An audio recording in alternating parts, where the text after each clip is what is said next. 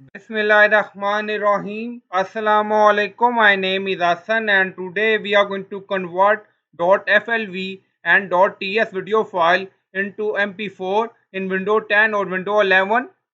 Before starting work, it's my request, please subscribe my channel. Thank you. Now back to our work.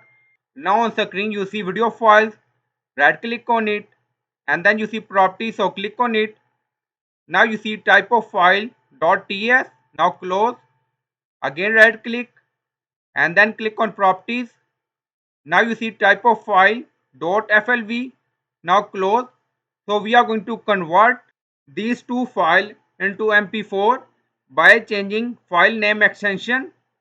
Now on top you see view, so click on it and then you see file name extension, so enable this option. Now you see video file extension .ts .flv. Now right click on it and then click on rename. Now remove .ts and then add MP4. Now click on yes. Now you see TS video file convert to MP4 by changing extension. Now again right click and then click on rename, remove FLV and then add MP4. Now click on screen and then again click on yes. Now you see video format change to MP4.